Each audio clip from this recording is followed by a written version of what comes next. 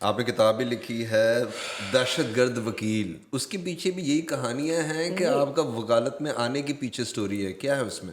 देखिए, मेरे ऊपर दहशतगर्दी का इल्ज़ाम था और मैं एक वकील था, तो फिर मैंने उस किताब के अंदर बड़ी बारीकी से सारी चीज़ें लिखी हैं। तो कोर्ट ये कहती है कि जी 1000 गुनाहगार छूट जाए, एक बेगुनाह नहीं अंदर जाना चाहिए। यही वजह है कि पाकिस्तान के अंदर कन्विक्शन रेशो सिर्फ 12.6% है। 12.6% का मतलब ये है कि 87.4% लोग सिर्फ इसलिए छूट जाते हैं कि या तो इन्वेस्टिगेशन ठीक नहीं हुई होती, या मदई पार्टी सुलह कर लेती है, या फिर ट्रायल अच्छे तरीके से एविडेंस नहीं होता। मैं आपकी कई वीडियोस देखता हूँ, आप ना आवाम को छोटे छोटे टिप्स दे रहे होते हैं, कानूनी मालूमात दे रहे होते हैं, बताते हैं कि अगर ये होता है तो आप यूँ कर सकते हैं। तो जिस तरह का मौसम चल रहा है, हम आपसे थोड़ा सा इस तरह के सवाल कर लेते हैं कि अगर किसी बंदे के घर में बगैर इजाज़त के पुलिस वाले एंटर हो तो क्या करना चाहिए उसे? छोटी सी जल्दी से हमें बता दें, how to launch an FIR। अच्छा, how to launch an FIR बड़ा सिंपल तरीकेकार, एप्लीकेशन देनी। तो आपकी फर्ज करें FIR नहीं हो रही तो आप प्राइवेट कंप्लेंट कर लें। सही। अब प्राइवेट कंप्लेंट एक नया कॉन्सेप्ट है, शायद आपके लिए भी नया कॉन्सेप्ट हो और हमारे व्यूअर्स के लिए भी नया कॉन्सेप्ट हो। इसको आम जुबान में हम इस्तगासा कहते हैं। ठीक है। ये वही काम है जो एक पर्चे का काम है। ठीक है, मगर अदालत से है ये काम अदालत करती है, मैजिस्ट्रेट करता है। FIA में कंप्लेंट करने का क्या तरीका होगा? FIA में भी कंप्लेन करने का तरीकेकार तकरीबन पुलिस की तरह ही है। आप एक एप्लीकेशन लिखते हैं, आप एप्लीकेशन लिख के FIA में डायरी नंबर लगवाते हैं। वो डिपेंड करता है कि FIA का कौन सा डिपार्टमेंट का केस है। FIA दूसरी पार्टी को बुलाए बिना FIR दर्ज नहीं करती। सही। वो दूसरी पार्टी को दफा 160 के नोटिस भेजेंगे। सही। दूसरी पार्टी को बुलाएंगे, भाईजान ये आपने वीडियो अपलोड की है, ये आपने की है, अपना मोबाइल निकालें। और बाद में पुलिस कहे कि जी आपने मारी है दूध से, ये बंदा पकड़ लिया, तो वो कहते हैं ताड़ी दूध चो तो फड़े नहीं हो तो जा रहे सी लोर तो मोटरवे असि तो उधरों फड़े। सही सही। You got my point? सही। इलीगल डिटेंशन है, आपको पता है कि एक हमारा दोस्त है, उसको पुलिस जबरदस्ती पकड़ के ले गई है, एमी बिठाया हुआ थाने में, क्या करना चाहिए? फौरी तौर पे हेबियस कॉर्पस फाइल करनी चाहिए। इसके अंदर तो हम बड़े एक्टिव अदालत जाएं। अब एक नोटिफिकेशन आया कि अदालतें 24 घंटे के लिए खुलेंगी, फिर तो जबरदस्त हो जाएगी। इधरों पुलिस ने फड़े, उधरों हेबियस पवा दो, गिरफ्तारी का आपको फायदा ही है। कम से कम शो तो करवाए ना कागजों में कि आपके पास है। गिरफ्तारी अगर पड़ जाए ना तो 24 घंटे के अंदर कोर्ट में पेश करना है। अब 24 घंटे के अंदर अगर एक झूठा पर्चा ना तो उसका सबूत नहीं बनाया जा पाता। बिल्कुल ठीक है। इमरान रियाज साहब को फॉर एग्जांपल अगर वो कोर्ट में पेश करें भी तो अब तो अदालतें भी इस कदर दबाव के अंदर हैं कि वो इंडिपेंडेंट फैसले नहीं ले पाते कि वाकई ये जो उंगली तोड़ी है इसने खुद तो नहीं तोड़ ली दरवाजे के अंदर डाल के। You got my point? अच्छा, इस तरह होता है वैसे? बहुत ज्यादा, बहुत ज्यादा। अब ये कोर्ट्स को समझ आना शुरू हो गया कि अगर उंगली टूटी है तो ये हो सकता है कि ये खुद भी कि ये उस बंदे ने खुद दरवाजे के अंदर डाल के, लोग तो पिस्टल के बट के अंदर डाल के ठाक करके इस तरह करके अपनी उंगली को डिसलोकेट कर लेते हैं। अब वो मेडिकल तो आ जाएगा F6, लेकिन वो हड्डी वाकई किसी ने तोड़ी है कि नहीं, वो लड़ाई में टूटी है कि नहीं, लड़ाई हुई है कि नहीं। अब कत्ल बिल खता हो गया, रैश और नेग्लिजेंट ड्राइविंग आ गई, उसके अंदर देखना है कि ड्राइविंग सीट पे MPA खुद बैठा था या उसका ड्राइवर बैठा था। ठीक है। मैं ये खुद मानता हूँ, भी मुझे बड़ी खुशी हुई आपने ये सवाल किया, मेरा ये अपना मानना है। माना ने फायर किया, साजा ने आहनी राड से वार किया और उसने ये कहा, अच्छा माजा ने ललकारा मारा कि जी इसको मार दो, इसको ये कहने का मजा चखा दो। अब पंजाब में जब तक ललकारा ना मारो तब तक तो कत्ल ही नहीं होता।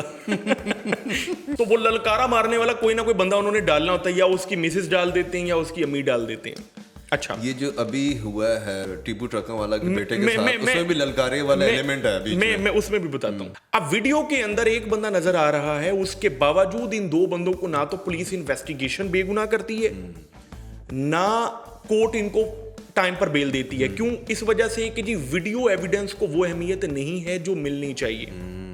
जज कहता है फोरेंसिक साइंस एजेंसी को कि बताओ कि ये माजे की शक्ल सही नजर आ रही है कि नहीं, तो उन्होंने पॉइंट बनाए हुए हैं, यानी 1/4 इसकी जो रेशो है वो नजर आ रही है कि जी ये माजा है। अब फोरेंसिक साइंस एजेंसी के लिए तो 1/4 है, हमें वो 1/4 में भी माजा ही नजर आ रहा है। मेरा पॉइंट समझ है? अब मैं जो मर्जी करूं, जो वीडियो एविडेंस, जो CCTV फुटेज जिसके फोरेंसिक एनालिसिस हुए हैं, उसके अंदर अगर माजा क्लियर नजर नहीं आ रहा तो हो सकता है ना कि जी माजा ना हो।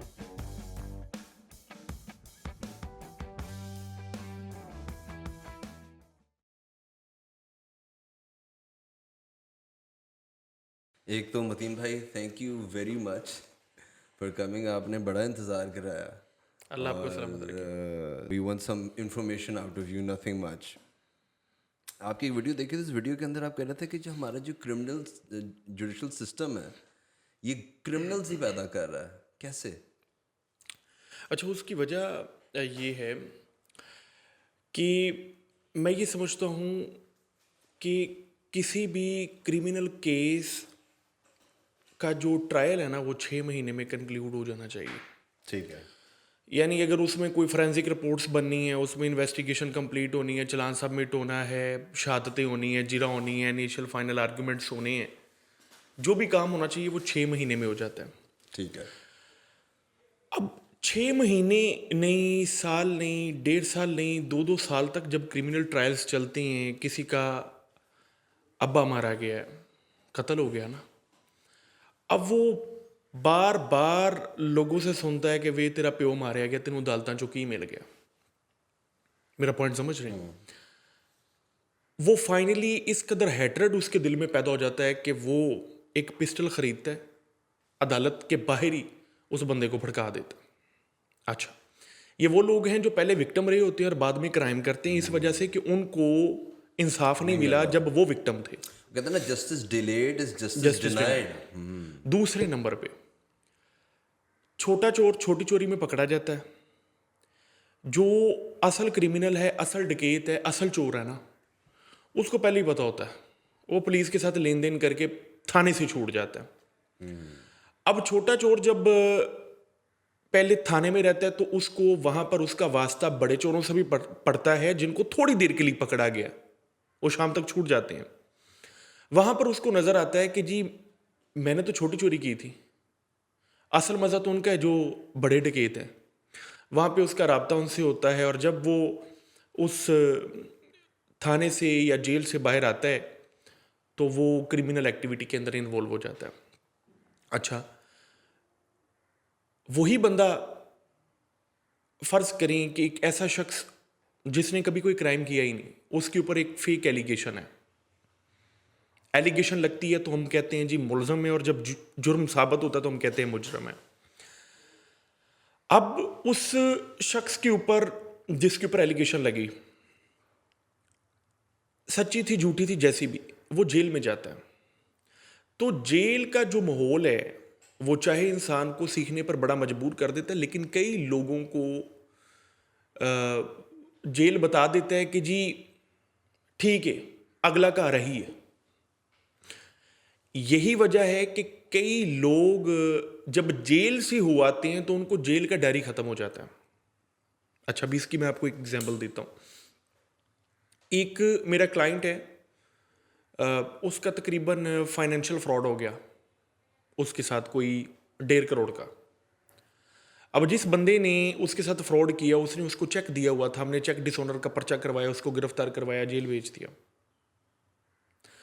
वो थाने में बैठ के पुलिस वालों को बताता है कि जी होने में बड़ा खुश है कि जी मैं जेल चले जाना है। क्यों? क्योंकि उसने 1.5 करोड़ का फ्रॉड सिर्फ हमारे क्लाइंट के साथ नहीं किया, उसने कई लोगों के साथ फाइनेंशियल फ्रॉड किया है।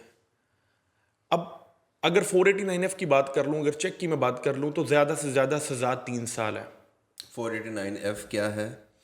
किसी ने आपको चेक दिया और वो डिसऑनर हो गया, ठीक है, तो उसकी ज़्यादा से ज़्यादा सज़ा 3 साल है। सही है। अब जिसने फाइनेंशियल फ्रॉड किया है उसको पता है कि अगर ये जुर्म साबित भी होना तो मुझे 3 साल से ज़्यादा सज़ा नहीं होनी। तो लोग करोड़ों रुपए का फ्रॉड करते हैं और फ्रॉड करके जेल में जाके बैठ जाते हैं। अब जिस जुर्म की सज़ा साबित होने पर 3 साल है, तो बताएं उसकी ज़मानत जल्दी हो जाएगी कि नहीं? तो उसकी मैजिस्ट्रेट ज़मानत खारिज करता है, सेशन जज ज़मानत खारिज करता है, हाई कोर्ट से बेल हो जाती है, राइट? तो जिसने अगला कार देख लिया होता है ना, वो इस क्रिमिनल जस्टिस सिस्टम के अंदर मजीद क्रिमिनल बन जाता है। ये है आपके सवाल का जवाब। मैं आपकी कई वीडियोस देखता हूँ, आप ना आवाम को छोटे छोटे टिप्स दे रहे होते हैं, कानूनी मालूमात दे रहे होते हैं, बताते हैं कि अगर ये होता है तो आप यूँ कर सकते हैं। तो जिस तरह का मौसम चल रहा है, हम आपसे थोड़ा सा इस तरह के सवाल कर लेते हैं कि अगर किसी बंदे के घर में बगैर इजाज़त के पुलिस वाले एंटर हो तो क्या करना चाहिए उसे? देखिए, 2 तरह के जुर्म होते हैं और 2 तरह के जुर्म के ऊपर कानून ने 2 तरह की पुलिस को अथॉरिटीज़ दी हैं। चंद जराइम होते हैं जो काबिल दस्त अंदाज़ी पुलिस होते हैं, कग्निजेबल ऑफेंसेस होते हैं। चंद क्राइम ऐसे होते हैं जो नाकाबिल दस्त अंदाज़ी पुलिस हैं, यानी नॉन कग्निजेबल ऑफेंस है। अब दोनों में फ़र्क ये है कि फ़र्ज़ करें कि एक शख्स के ऊपर इल्ज़ाम है उसने कत्ल किया। अब 302 का जो जुर्म है वो बड़ा जुर्म है। इसके लिए इस ऑफेंस को कानून ने कग्निजेबल बना दिया कि यहां पर स्टेट फौरी तौर पे एक्टिव होगी, अपने डिपार्टमेंट को एक्टिव करेगी और डिपार्टमेंट यानी पुलिस फौरी तौर पे उस बंदे को जिसके ऊपर इल्ज़ाम है उसको जाके गिरफ्तार करेगी। क्यों? क्योंकि मैजिस्ट्रेट से अगर वारंट लेना पड़ गया तो वो तब तक जिस बंदे ने जुर्म किया है 302 का वो फरार ना हो जाए। चंद जुर्म होते हैं नॉन कग्निजेबल। नॉन कग्निजेबल जुर्म क्या है? जैसे आप और मैं आज पॉडकास्ट कर रहे हैं, आपके मेरे आज के पॉडकास्ट के अंदर फर्ज करें कोई ऐसी बात हो जाती है जिसके ऊपर हमारे ऊपर पीक एक्ट का इतलाक हो जाता है। वो भी है आगे, ठीक है ठीक है। तो पीक एक्ट का इतलाक हो जाता है तो पीक एक्ट के सवाए 3 ऑफेंसेस के तमाम ऑफेंसेस नॉन कग्निजेबल हैं। सही। यानी अगर एफआईआर होती भी है ना तो पुलिस पहले मैजिस्ट्रेट से वारंट लेगी और वारंट लेने के बाद हमें गिरफ्तार करेगी। अब कई लोग हमें फिल्मों में नजर आता है कि जी वारंट कहाँ पे आपके पास हम लोग कहते हैं ना जी, पुलिस से पूछते हैं वारंट कहाँ पे है। हर चीज में वारंट नहीं होता। कग्निजेबल है या नॉन कग्निजेबल है जुर्म, ये पता लगाना बहुत जरूरी है। अच्छा, फिर अगली बात, कई मर्तबा जुर्म नॉन कग्निजेबल होता है, पुलिस जाके बंदे को पकड़ लेती है। अब उस जुर्म के साथ पुलिस ने हमेशा कोई ना कोई कग्निजेबल ऑफेंस अटैच कर दिया होता है। सही। जैसे मैं आपको पिछले साल की बात बताता हूँ, 8 से 1 साल पहले मैं गिरफ्तार हुआ। अब मैंने ना कोई बंदा मारा है ना कोई ऐसा जुर्म किया जो कग्निजेबल था। मुझे पता था मैं ज्यादा से ज्यादा वीडियोस बनाता हूँ, तो ज्यादा से ज्यादा कोई जुर्म होगा तो नॉन कग्निजेबल ही होगा ना। जब कभी भी होगा वारंट आएगा, लो भी लटरन पटरन, और जो भी नॉन कग्निजेबल ऑफेंसेस होते हैं उसमें मुमकिन तौर पे बेल भी हो जाती है, बेलेबल होते हैं। अब मैं इसी सोच में था कि जब कभी भी होगा वारंट निकलेगा, लेकिन पुलिस आई है, उठा के अरेस्ट करके ले गई। मैं उनसे पूछता रहा कि जी बताएं जी कौन सा जुर्म मैंने कर दिया, तो उन्होंने कहा जी आपने वीडियो बनाई है, नॉन कग्निजेबल ऑफेंस है, तो उठा क्यों लिया आपने? तो पता लगता है कि उन्होंने मेरी वीडियो की बुनियाद पर मेरे ऊपर सिर्फ सेक्शन 18 पीक एक्ट का नहीं बल्कि सेक्शन 18 के साथ उन्होंने 780 आजाद की हुई कि मैंने पुलिस वालों की वर्दियां फाड़ी हैं, पता नहीं क्या क्या फाड़ी है, अल्लाह खैर करे। तो वो उन्होंने मेरे ऊपर 780 लगा दी। अब 780 कग्निजेबल है, तो वो नॉन कग्निजेबल के साथ जब कग्निजेबल ऑफेंस अटैच हो जाता है तो फिर उसकी नॉन कग्निजेंस की बुनियाद पर वारंट की जरूरत नहीं होती। फॉर एग्जाम्पल, अगर उन्होंने कर भी दिया आपको एक कॉग्निजेबल ऑफेंस के अंदर आपको उन्होंने डाल दिया है, तो तब भी तो वो थाने से कॉल करने के मिजाज नहीं है, यानी they have to call the person जिसको जाके अरेस्ट कर रहे हैं हम। अच्छा, इसमें भी 2 चीज़ें हैं। ये कानून में बड़ा वाजिया है कि कग्निजेबल ऑफेंस भी हो गया ना, यानी ऐसा जुर्म जिस पर पुलिस को वारंट की जरूरत नहीं है, उसके ऊपर भी अगर पुलिस को लगता है कि मुतलका बंदा जिसके ऊपर इल्जाम है उसको गिरफ्तार करने की जरूरत नहीं है, तो पुलिस उसको अरेस्ट ना करे। ये पुलिस रूल्स के अंदर लिखा हुआ है। इवन कि हाई कोर्ट की कई जजमेंट्स के अंदर आता है कि if you don't have incriminating material available on record against that particular person, you need not arrest that person. यही वजह है कि डकैती के, चोरी के कई पर्चे होते हैं कि जी नामालूम अफराद आए, उन्होंने मोबाइल छीना, वारदात की, निकल गए। उन डकैती के पर्चों के अंदर जब किसी शख्स को गिरफ्तार किया जाता है किसी इल्ज़ाम के ऊपर कि जी यही वो नामालूम शख्स था जिसने अरेस्ट किया है, तो उसके लिए एक सप्लीमेंट्री स्टेटमेंट ली जाती है कंप्लेनेंट से, मदई से, कि बताओ इस शख्स को देख के पहचानो कि ये वही शख्स है। जानते हो तुम्हें सर? अच्छा, उस सप्लीमेंट्री स्टेटमेंट को हम कहते हैं ततीमा बयान। अब जब 24 घंटे के अंदर वही पुलिस ऑफिसर उसी मुकदमे के अंदर उसी मुलजम को कोर्ट में पेश करता है तो मैजिस्ट्रेट पर्चे को खारिज कर देता है। अब वो क्यों खारिज करता है? वो देखता है कि एफआईआर के अंदर तो मदई जानता ही नहीं था कि नामालूम शख्स कौन है। अच्छा, फिर उसने ना उसमें कद काठ बताया, ना उसने उसकी उम्र बताई, डिस्क्रिप्शन कोई नहीं कोई थी। डिस्क्रिप्शन नहीं है, तो अचानक इसको कैसे पता लग गया कि यही वो वही मुल्जिम है। है? तो यहां पर मैजिस्ट्रेट को पता लग जाता है कि जी ये पुलिस ने किसी भी शख्स को उठाया है और मदई को कहा कि जी ये ततीमा बयान दो, और उस सप्लीमेंट्री स्टेटमेंट की बुनियाद पर उस बंदे को अंदर करते हैं, लेकिन वो पर्चा खारिज हो जाता है। तो ये वही चीज है कि कई मरतबा कग्निजेबल ऑफेंसेस भी होती हैं, लेकिन अदालत ये समझती है कि इसमें कग्निजेंस की जरूरत नहीं है, इसमें अरेस्ट की जरूरत नहीं है। इन्फॉर्म करने की जरूरत होती है, कॉग्निजेबल हो तब भी। अच्छा, इंफॉर्मेशन कहां पे दी जाती है? जितने भी ऑफेंसेस हैं जो फाइनेंशियल फ्रॉड से रिलेटेड हैं, जैसा कि 420 का कोई मुकदमा है, नौसरबाजी हो गई है, या 406 का मुकदमा है, ब्रीच ऑफ ट्रस्ट हो गया कि पैसे दिए बतौर अमानत या कोई चीज बतौर अमानत दी वो वापस नहीं मिली, या फिर 489F का कोई मुकदमा है कि चेक दिया वो डिसऑनर हो गया। अब फाइनेंशियल फ्रॉड से रिलेटेड जितने भी मैटर्स हैं इसके ऊपर पॉलिसीज हैं कि पर्चा तो एसएचओ देगा, लेकिन जब तक एसपी इस मैटर को नहीं देखेगा तब तक पर्चा नहीं देगा। सही सही। 420 की, 406 की, 408 की, 489F की यानी 489F की जब भी एप्लीकेशन आती है तो पुलिस बाउंड है दूसरी पार्टी को कॉल करके बुलाने के लिए कि उनका वर्जन भी ले लिया जाए। सही। अब उसकी वजह क्या है? मैं कहता हूं कि जी अली भाई ने मेरे 1 लाख रुपए खा लिया और इन्होंने मुझे कोई चीज परचेज करके देनी थी, वो नहीं करके दी। अच्छा, अंदर खाते आपने वो मुझे चीज परचेज करके भी दे दिया। तो पुलिस दोनों को सुनेगी, ये देखेगी मुकदमा दर्ज करने से पहले कि वाकई 1 लाख मैंने दिया था, पहले इसको सर्ट करेगी। दूसरे नंबर पे क्या वो 1 लाख के बदले में जो चीज आपने मुझे लाके देनी थी वो लाके दी है कि नहीं, वो आपसे पूछेगी। अगर मैं गलत हुआ एप्लीकेशन खारिज हो जाएगी, अगर आप गलत हुए तो एफआईआर हो जाएगी। मेरा पॉइंट समझ रहे हैं?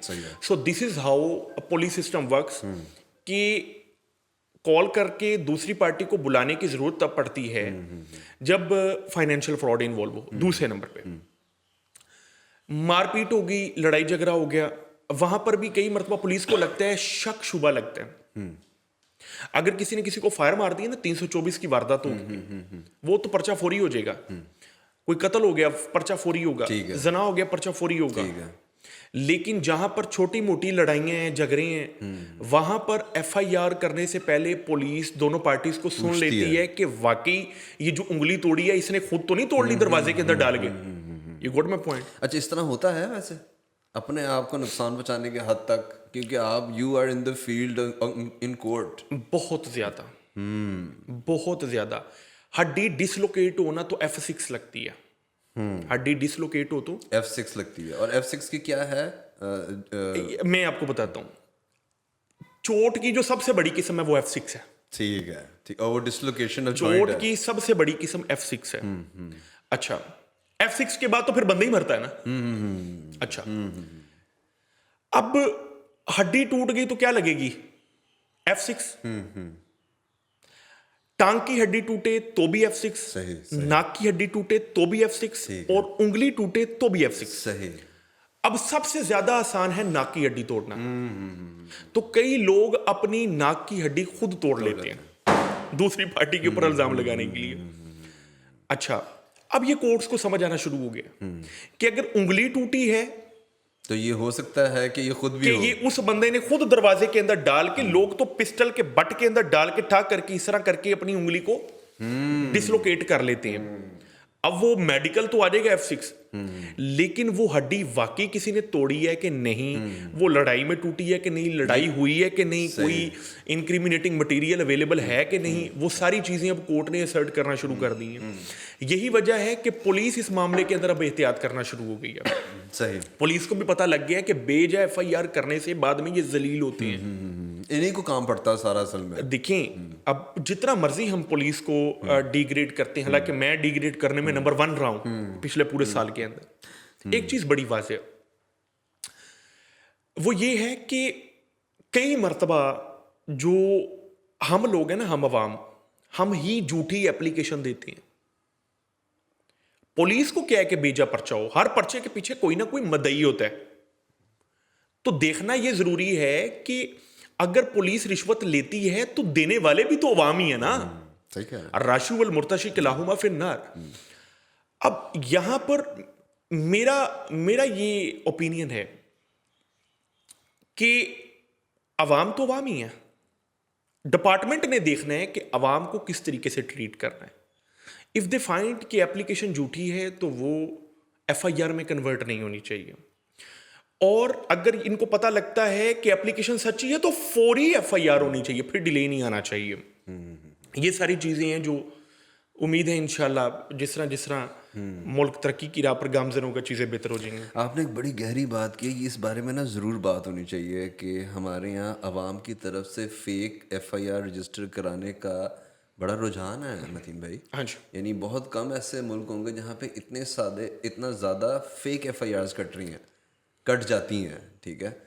उसका क्या हल है? For example if a person is after another person और वो मुख्तलिफ थानों में जाके वो झूठी एप्लीकेशन दे रहा है, तो इसको वंस एंड फॉर ऑल रोकने के लिए क्या हल होना चाहिए? एक चीज़ तो बड़ी वाज़ेह है कि एक वकूए की एक ही एफआईआर होती है। बिल्कुल ठीक है, यानी मुख्तलिफ वकूए बन रहे हैं, मैं ये कह रहा हूँ। अगर एक शख्स के साथ एक वकूआ हो गया ना, तो वो एक ही हदूद के अंदर एक ही एप्लीकेशन देके एक ही एफआईआर करवा सकता है। अगर किसी शख्स के ऊपर झूठी एफआईआर हो गई, या फर्ज करें उसको नहीं बुलाया गया, या फाइनेंशियल फ्रॉड की एप्लीकेशन हो गई, फिर बाद में एफआईआर में कन्वर्ट होगी, उसको बुलाया ही नहीं गया, उस शख्स को सबसे पहले चाहिए कि डिपार्टमेंट के ही बड़े अफसर को एप्लीकेशन दे। या तो तफ्तीशी आपको ईमानदार मिल जाए, और एफआईआर होने के बाद हम तो सबसे पहले तो किसी भी शख्स को चाहिए कि वो अपनी बेल करवाए। यानी अगर उसको पता लग गया एफआईआर हो गई है, तो बजाय के थाने जाए वो अपनी पहले बेल करवाए, अपनी रोबकार जारी करवाए, ताकि पुलिस उसको अरेस्ट ना करे। जब एड इंटरम बेल हो जाती है तो कोर्ट मौका देती है उस शख्स को कि जाओ पुलिस के पास, और पुलिस के पास जाके अपना वर्शन रिकॉर्ड करवाओ कि ये वकूआ जो आपके ऊपर अलेज किया जा रहा है इसमें आप कितने के सच्चे हैं। वो टाइम मिलता है शामिल तफ्तीश होने के लिए। अब शामिल तफ्तीश होने के लिए टाइम मिल गया आपको, उसी टाइम के अंदर अगर आपने देखना है कि अगर आपको पहली एक दो पेशियों के ऊपर आपको तफ्तीशी का रवैया सही नहीं लग रहा, तो आप फौरी तौर पर डिपार्टमेंट के अंदर ही चेंज ऑफ इन्वेस्टिगेशन की एप्लीकेशन दे सकते हैं। अब होता यह है कि अगर एक शख्स ने, इलाके के एक शख्स ने, बासर शख्स ने एसएचओ को या सब इंस्पेक्टर या एएसआई को ज्यादा से ज्यादा खरीद के एफआईआर दर्ज करवा दी, वो एसपी को तो नहीं खरीद सकता। अच्छा, मान लीजिए उसका असर और रसूख ज्यादा है, एसपी को भी खरीद लिया उसने, तो वो डीआईजी को तो नहीं खरीद सकता। तो आप अपनी एप्लीकेशन ऊपर ऊपर अफसर को देते जाएं, आपका हल निकलना शुरू हो जाएगा। आखिरी बात, अगर मान लीजिए सारे पुलिस ऑफिसर ही बिक गए हैं, तो अदालत तो नहीं खरीद ली। बिल्कुल ठीक है। वहां पर एक वकील का काम शुरू हो जाता है। वकील भाईजान, उसको पता है मैंने केस को किस तरह मोड़ना है। पहले दिन वकील को पता लग जाता है कि उसका क्लाइंट सच्चा या झूठा है। अगर वकील का क्लाइंट सच्चा ना, तो फिर वकील पूरी बहादुरी के साथ एंट्री मारता अदालत के अंदर, और 99% केस अगर झूठा हो तो उसमें जमानत हो जाती है। सही। जमानत होने के बाद अगर उसका ट्रायल भी हो तो वो कभी साबित नहीं होता। हाँ, अब ये 1% में वो केसेस शामिल हैं जिसमें पीछे इस्टेब्लिशमेंट इन्वॉल्व होती है, या अदालतें इन्वॉल्व होती हैं, या फिर और अदारे आ जाएं। वहां पर तो फिर भाईजान अगर नवाज शरीफ है तो वो आर्टिकल 62 लगेगा उसके ऊपर, अगर इमरान खान है तो उसके ऊपर भाईजान घड़ी चोरी के इल्जाम में अंदर उसको जाना पड़ेगा।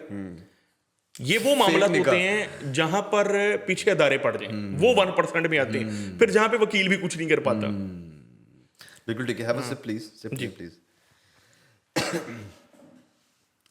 मदीन भाई, हमने ना कई ऐसी जगहों पे देखा है जहाँ पे ना हमारे पास वीडियो एविडेंस है बंदे के खिलाफ, मगर बंदा बरी हो गया। फॉर एग्जांपल, हमने ये पहले भी बात की थी कि कोयटा के एक एमपीए है, उन्होंने दिन दिहाड़े एक ट्रैफिक पुलिस कांस्टेबल को गाड़ी से उड़ाया है, और सीसीटीवी कैमरे कई लगे हुए हैं, वो उनको सज़ा नहीं हुई, वो बेल हो गए। अच्छा, उसमें दो चीज़ें मैं आपको बता देता हूँ। एक तो आपके क्वेश्चन का जनरल आंसर भी मैं दूंगा, ठीक है, कि जी वीडियो अवेलेबल है तो सजा क्यों नहीं होती, और फिर उसका स्पेसिफिक आंसर कि जी ये कोयटा के एमपी का क्यों नहीं होता। अच्छा, ठीक है। कोयटा के एमपीए को मुझे नहीं पता, मुझे एग्जैक्टली नहीं पता कि सजा हुई है कि नहीं। पहले नंबर पे देखना पड़ेगा कि वो जो पुलिस ऑफिशियल का जो मर्डर हुआ, वो तेज रफ्तारी रैश और नेग्लिजेंट ड्राइविंग की वजह से हुआ या वाकई वो उसका कत्ल करना चाहता था? सही, अगर वाकई इंटेंशन देखनी है। हाँ, अगर वाकई कत्ल करना चाहता था फिर 302 लगेगी। अगर गलती से हो गया तो सेक्शन बदल जाएगी। मेरा पॉइंट समझ गया आप? कत्ल बिल खता हो गया। अच्छा, अब कत्ल बिल खता हो गया, रैश और नेग्लिजेंट ड्राइविंग आ गई, उसके अंदर देखना है कि ड्राइविंग सीट पे एमपीए खुद बैठा था या उसका ड्राइवर बैठा था। ठीक है। अगर ड्राइवर बैठा था तो एमपीए की विकेरियस लायबिलिटी तो बन सकती है कि उसको चाहिए था अपने ड्राइवर को कहता कि जी स्लो चलो कॉन्शियसली, लेकिन उसकी डायरेक्ट लायबिलिटी नहीं बनेगी। डायरेक्ट लायबिलिटी ड्राइवर की है। फिर उससे अगली बात, क्या ड्राइवर के पास ड्राइविंग लाइसेंस था कि नहीं? मेरा पॉइंट समझ रहे हैं आप? अच्छा, अब इन सारी चीजों को हटके हम देखते हैं कि सोशल मीडिया के ऊपर जब ये बात चलती है तो कई लोग तो कहते हैं कि जी एमपीए ने बंदा मार दिया। हम वुकला इसको अलग एंगल से देखते हैं। हम कहते हैं क्या बंदा मारने की नीयत थी? नहीं। दूसरे नंबर पे क्या वो ड्राइविंग कर रहा था? नहीं। अगर ये सारी चीजें नहीं हैं तो हम उसके ऊपर बेजा तनकीद नहीं करेंगे। हाँ, उतनी तनकीद जरूर करेंगे कि वो एमपीए है, वो लोगों का चुना हुआ एमपीए है, उसको चाहिए था एहतियात के साथ अपने ड्राइवर को रखता और एहतियात दिलवाता अपने ड्राइवर को, ज्यादा एहतियात करता। अच्छा, अगली बात, कत्ल बिल खता का जो जुर्म है ये जुर्म साबित भी हो जाए तो इसमें सजा दियत है। सूली पे नहीं लटकाया जा सकता। तो अगर किसी ने गलती से किसी बंदे को तो फड़का दिया, सजा दियत है, तो उसकी सजा दियत उसके है। अंदर जेल कन्फाइनमेंट नहीं ना हो सकती। अच्छा, कन्फाइनमेंट तब होगी अगला बंदा दियत ना दे तो। You got my point? अच्छा, अब आती है आपके क्वेश्चन का जनरल जवाब। अच्छा, अगर वो दियत ना दे तो वो जा सकता है जेल, फिर जेल जाएगा। ठीक है जब तक दियत नहीं देगा। ठीक है। ठीक। ये वही है लॉ जिसमें रेमंड डेविस को आजाद करा ये भी के छूट ले गया। गए थे। अच्छा, इसमें एक और चीज, जुर्म साबित होने से पहले अगर दोनों पार्टीज की आपस में डील हो जाती है, वो अलग बात है, बिल्कुल। डील हो जाती है तो ये कंपाउंडेबल ऑफेंस है। कंपाउंडेबल का मतलब है कि इसमें सुलह हो सकती है। सही। तो वो दियत नहीं, अगर वो दूसरी पार्टी 10 लाख 5 लाख पे मान जाती है तो उस पे भी हो जाती है, और अगर वो पार्टी माफ अल्लाह की कर रजा के लिए माफ कर दे तो भी उसके अंदर बंदा बरी हो सकता है। अगली बात, जनरल आंसर, मैं ये खुद मानता हूँ, अली भाई मुझे बड़ी खुशी हुई आपने ये सवाल किया। मेरा ये अपना मानना है कि आज का दौर जदीद दौर है। आर्टिकल 164 है, 165 है कानून शहादत ऑर्डिनेंस का। हमारा जितना भी एविडेंस रिकॉर्ड होता है ना, इन्हीं आर्टिकल्स की बुनियाद पे होता है। फिर आर्टिकल 164 और 165 के अंदर बड़ा वाज़ेह कर दिया गया कि किसी भी दौर के अंदर जदीद जो इंस्ट्रूमेंट्स हैं उनको इस्तेमाल किया जाएगा एविडेंस के तौर पे। अब वीडियो फुटेज का होना जदीद एविडेंस है। मेरा ये मानना है कि जहां पे जदीद एविडेंस अवेलेबल है उसका फोरेंसिक रिकॉर्ड्स भी अवेलेबल हैं, वहां पर लंबे ट्रायल चलने ही नहीं चाहिए। बिल्कुल ठीक। वहां पर ट्रायल कोर्ट्स को देखना चाहिए कि अगर वीडियो एविडेंस ठीक है और उसके फोरेंसिक एनालिसिस भी ठीक हैं, उस बंदे की सीडीआर रिपोर्ट्स भी वही हैं, तो उस एविडेंस को प्राइमरी एविडेंस की अहमियत देते हुए कन्विक्शन या क्विटल हो जाना चाहिए। अब बड़ी बदकिस्मती ये है, कई मर्तबा एक एफआईआर हमने देखी जिसके अंदर लिखा कि जी माना, माजा, साजा ये तीनों आए। एक ने पिस्टल पकड़ा हुआ था, दूसरे ने आहनी राड पकड़ा हुआ था, तीसरा ललकारे मार रहा था। तो माना ने फायर किया, साजा ने आहनी राड से वार किया और उसने ये कहा, अच्छा माजा ने ललकारा मारा कि जी इसको मार दो, इसको ये कहने का मजा चखा दो। अब पंजाब में जब तक ललकारा ना मारो तब तक तो कत्ल ही नहीं होता। बिल्कुल ठीक। पंजाब में जब तक ललकारा ना मारो कत्ल ही नहीं होता। तो वो ललकारा मारने वाला कोई ना कोई बंदा उन्होंने डालना होता है, या उसकी मिसेस डाल देते हैं या उसकी अम्मी डाल देते हैं। अच्छा, ये जो अभी हुआ है ये टीपू ट्रकों वाला के बेटे के साथ, उसमें भी ललकारे वाला एलिमेंट है बीच में। मैं उसमें भी बताता हूँ। अच्छा, अब होता ये है कि एक वीडियो आ जाती है, जिसका कत्ल हुआ उसके घर के बाहर की वीडियो नजर आ जाती है कि मौके पे सिर्फ माजा मौजूद था। सही। अब माना और साजा तो है ही नहीं। अब इन दोनों का नाम इसलिए डाला कि जी ये भी जेल की वाह खा के आए। अब वीडियो के अंदर एक बंदा नजर आ रहा है, उसके बावजूद इन दो बंदों को ना तो पुलिस इन्वेस्टिगेशन बेगुनाह करती है, ना कोर्ट इनको टाइम पर बेल देती है। क्यों? इस वजह से कि जी वीडियो एविडेंस को वो अहमियत नहीं है जो मिलनी चाहिए। मैंने मर्डर ट्रायल डील किया। मर्डर ट्रायल के अंदर मैंने ये देखा कि तमाम डायरेक्ट एविडेंस जो होता है प्रोसिक्यूशन की तरफ से, प्राइवेट विटनेसेस का, फिर फॉर्मल विटनेसेस का, वो रिकॉर्ड होने के बाद एंड पर वीडियो एनालिसिस और फोरेंसिक एनालिसिस की तरफ जाते हैं ट्रायल कोर्ट्स के अंदर। मेरा ये मानना है सबसे पहले ट्रायल कोर्ट इसको देखे, ये स्टेप करे पूरा। उसकी वजह ये है कि ट्रायल कोर्ट अगर ये देख ले तो अगर एफआईआर के अंदर 4 मुलजम डाले हुए हैं तो 2 नहीं नजर आ रहे, 2 को तो छोड़े ना, 2 की हद तक ट्रायल क्यों चलता है? That's my point. अब this is the answer of the question you have put in the series. अब आपका सवाल था कि वो वीडियो में नजर आ गया है कि कत्ल किया, उसके बावजूद वो छूट जाता है। वंस अगेन उसकी वजह ये है कि वो वीडियो की फोरेंसिक ठीक तरीके से नहीं हो पाती। यानी वीडियो के अंदर आप और मैं चूंकि उस मुलजम को बड़ी देर से जानते हैं तो हम तो पहचान जाते हैं कि जी ये माजा ही है। जज कहता है फोरेंसिक साइंस एजेंसी को कि बताओ कि ये माजे की शक्ल सही नजर आ रही है कि नहीं। तो उन्होंने पॉइंट बनाए हुए हैं। वो कहते हैं जी 4 में से 1%, यानी 1/4 इसकी जो रेशो है वो नजर आ रही है कि जी ये माजा है।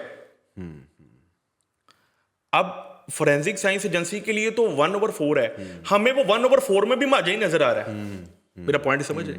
अब मैं जो मर्जी करूं, जो वीडियो एविडेंस, जो सीसीटीवी फुटेज जिसके फोरेंसिक एनालिसिस हुए हैं, उसके अंदर अगर माजा क्लियर नजर नहीं आ रहा तो हो सकता है ना कि जी माजा ना हो, हमारा ही वहम हो। तो कोर्ट ये कहती है कि जी 1000 गुनाहगार छूट जाए, एक बेगुनाह नहीं अंदर जाना चाहिए। यही वजह है कि पाकिस्तान के अंदर कन्विक्शन रेशियो सिर्फ 12.6% है। 12.6% का मतलब ये है कि 87.4% लोग सिर्फ इसलिए छूट जाते हैं कि या तो इन्वेस्टिगेशन ठीक नहीं हुई होती, या मदई पार्टी सुलह कर लेती है, या फिर ट्रायल अच्छे तरीके से एविडेंस नहीं होता। ये पूरा मामला है। सही। अच्छा जी, छोटी सी जल्दी से हमें बता दें how to launch an FIR. अच्छा, how to launch an FIR बड़ा सिंपल तरीकेकार, एप्लीकेशन देनी। आपके साथ कोई भी वकूआ होता है तो 15 पे कॉल करें। ठीक है। अगर वो कॉग्निजेबल ऑफेंस है तो फौरी तौर पे 15 पे कॉल करें। 15 का जो कॉल डेटा होता है वो रिकॉर्ड फॉर्म में आता है। फौरी तौर पे पुलिस आती है, वो मौके पे वकूआ देखती है कि ये वकूआ हुआ है कि नहीं।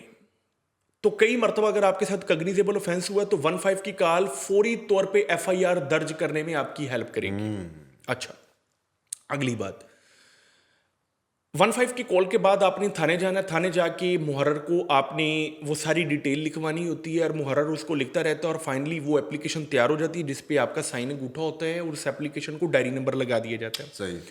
फर्ज करें कि आपको लगता है कि पुलिस वाले सही तरह एप्लीकेशन नहीं लिखेंगे, आप उसको एप्लीकेशन को लिख के अपने किसी दोस्त से, अपने किसी ऐसे वकील से मशावरत कर लें कि जनाब इसके अंदर मैंने वक्त, वकूआ, टाइम सब कुछ डाल दिया कि नहीं, मैं एप्लीकेशन सबमिट करवा दूं। उस एप्लीकेशन को आप सबमिट करवा सकते हैं थाने में और डायरी नंबर ले लें। अब ई टैग का ज़माना आ गया, बिल्कुल ठीक है, ई टैग मिल जाता है। अगर कॉग्निजेबल ऑफेंस है फौरी तौर पे एफआईआर हो जाती है, जैसे कि 302 का मुकदमा है, फौरी एफआईआर होगी। बल्कि पुलिस तो खुद कहती है भाईजान एफआईआर कटाओ। बहुत टेंशन होती है कि इलाके में कि जी मुतलका थाने की दूध में कत्ल हो गया। अच्छा, डकैती की, चोरी की नामालूम अफराद के ऊपर करवाई जाने वाली एफआईआर फौरी होती हैं। जना की एफआईआर फौरी होती है अगर वाकई जना हुआ है। कई गर्लफ्रेंड्स भी हैं जो अपने बॉयफ्रेंड्स के ऊपर जना का इल्जाम लगा देती हैं, वो एफआईआर पूरी नहीं होती। हम चलते हैं आगे, हम आगे उस पे भी चलते हैं। अच्छा, एप्लीकेशन दे दी।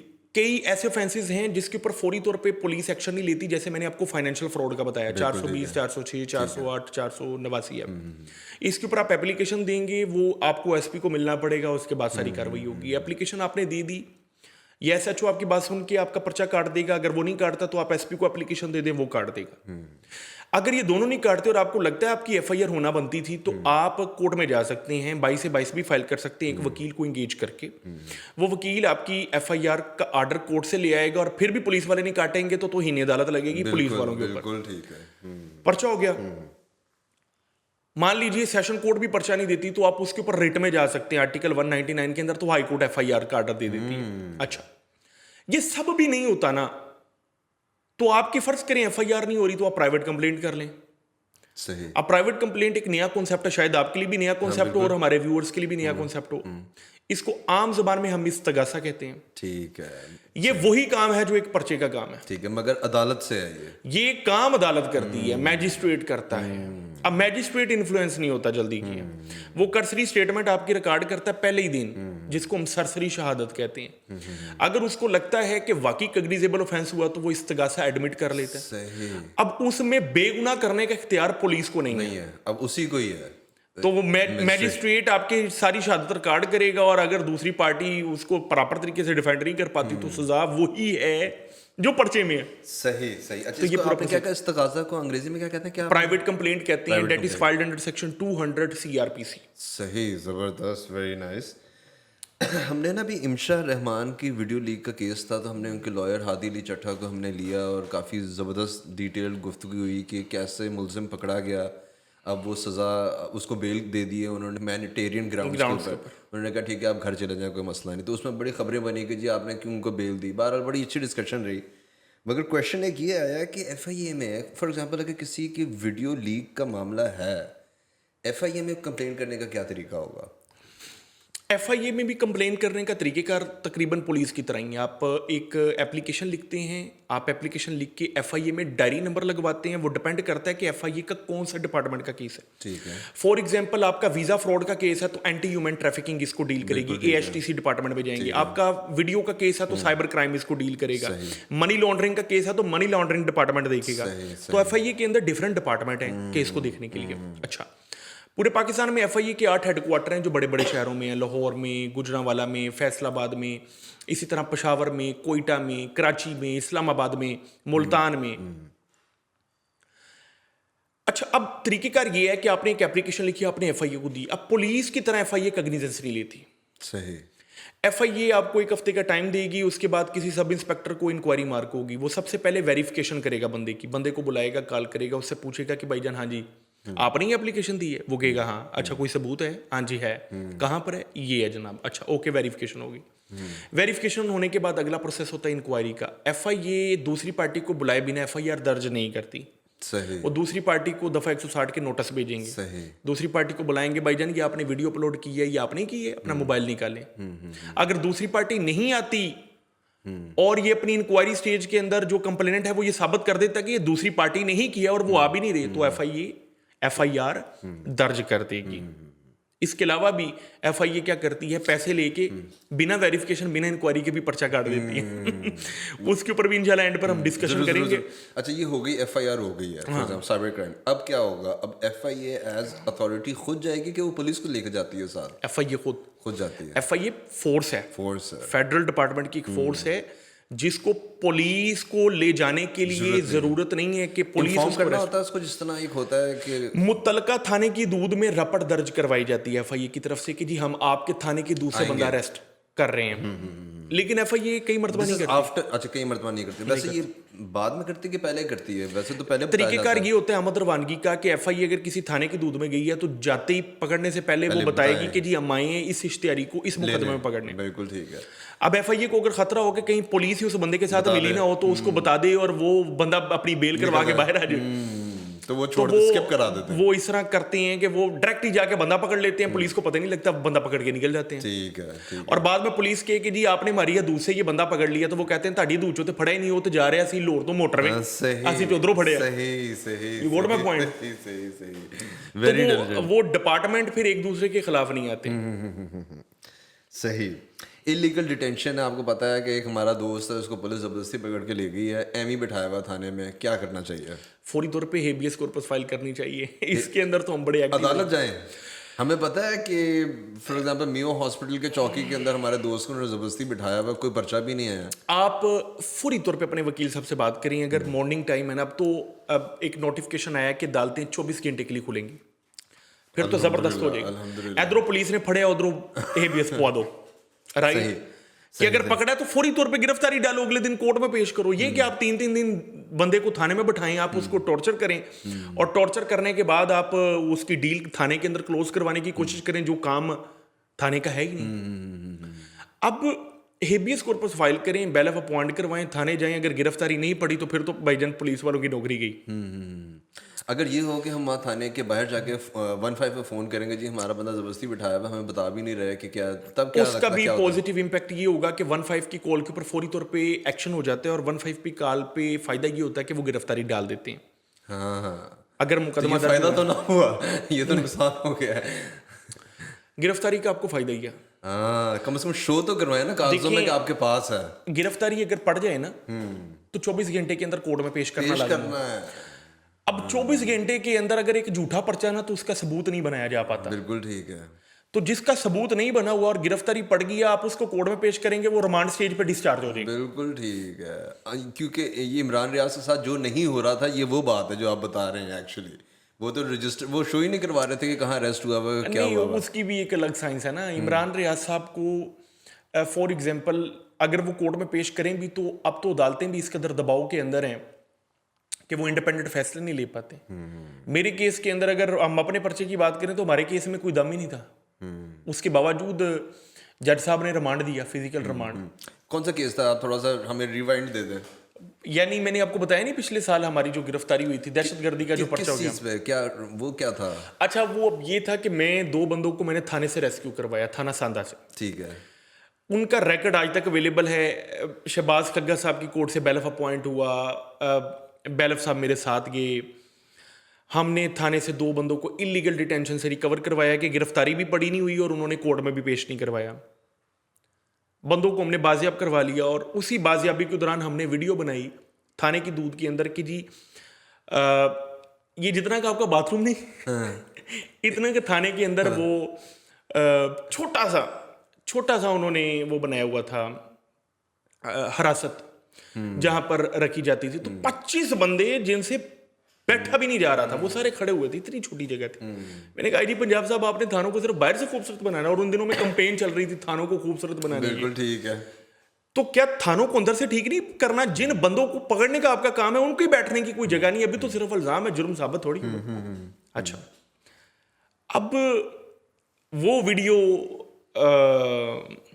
पहुंच गई किसी जज साहब के पास। ठीक है। जज साहब को वो वीडियो शायद अच्छी नहीं लगी, वो हाई कोर्ट के जज थे। उनको ये था कि जी वकील थाने में क्यों जाता है। अब इसके ऊपर तो कौन जाए? मैं ये समझता हूं कि उनकी भी ट्रेनिंग होना जरूरी है कि अल्लाह उनको उनके दिल में ये बात डाल दे कि लोग तो पहले डरे पड़े हैं पुलिस से। अगर वकील थाने नहीं जाएगा तो कौन जाएगा? सहाफी तो वैसे ही डरता है, हकीकत वाली बात है। नहीं, वकील सहाफी के पास हाफिज बना के लोग लेके जाते हैं। सहाफी के पास सिर्फ कैमरा है, सहाफी के पास अदालत की पावर नहीं है। वकील तो अदालत की पावर के जरिए थाने के अंदर घुसता है कि ऐसी की तैसी है आपकी। खैर, वो जज साहब ने कहा कि जी जनाब, ये मियां मतीन साहब थाने के अंदर घुस के वीडियो बनाते हैं, वेरी बैड। उन्होंने डीआईजी साहब को तलब कर लिया कि जी ये एक वकील नहीं आपसे संभाला जाता। अब पुलिस को तो मौका चाहिए था। वो तो आपको देख रहे थे। उनको तो ये था कि जी इसके साथ पूरी बार की पावर है और जजेस इनके साथ होंगे। और जब उनको पता लगा कि अच्छा एक जज हमें कह रहा है कि इनको पकड़ो, ओ बजाय कि वो पीका 18 का पर्चा देते, उन्होंने 780 डाल के मेरा रिमांड पेश कर दिया। उस पर वो जज साहब बड़े रंजीदा हुए। बाद में उनको जब पता लगा कि मेरे इस ऑर्डर को गलत तरीके से इंप्लीमेंट किया, कि मैंने पर्चे का तो कहा था, लेकिन इस तरह दहशतगर्दी का इजाद कर देना, और फिर उन्होंने पर्चा खारिज करने का हुक्म दिया। खैर 12 पर्चे हमारे ऊपर हुए पिछले साल, मुख्तलिफ दौरों के अंदर। 3 मरतबा अरेस्ट हुए, 1 मरतबा जेल से होके महीना रह के आए। उसी पर्चे के अंदर मेरे भाई 45 दिन जेल में रह के आए।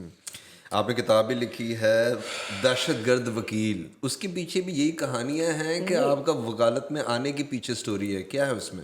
देखिए, मेरे ऊपर दहशतगर्दी का इल्ज़ाम था और मैं एक वकील था। तो फिर मैंने उस किताब के अंदर बड़ी बारीकी से सारी चीज़ें लिखी हैं कि जो जो मैंने किया और जो जो मेरे साथ हुआ, उस सब को मैंने एक्सप्लेन किया उन वीडियोस के अंदर। उस किताब के अंदर। तो अल्लाह खैर करे वो जल्द पब्लिश होगी, तो फिर आपने मुझे कहा था उसकी एक कॉपी आपने मुझे भी देनी है, तो इंशाल्लाह फिर आपको भी कॉपी दूंगा। Sure sure sure. अच्छा जी, इलीगल डिटेंशन की बात हो गई। आपकी कई वीडियोस हैं, आप बताते हैं कि पुलिस जो है वो टॉर्चर किस तरह करती है। मतीन भाई, टॉर्चर को मैनेज किस तरह किया जाता है? क्योंकि फॉर एग्जांपल मैं बंदा ले आया हूँ, ठीक है, और मैंने टॉर्चर किया उस बंदे पे, मैंने उसको अदालत में भी तो पेश करना है ना। तो जब वो अदालत में पेश होगा, तो अगर निशान ना हो तो जुबान तो है ना उस बंदे के मुंह में, वो बता सकता है कि जनाब ये मेरे साथ ये हरकतें करते रहे।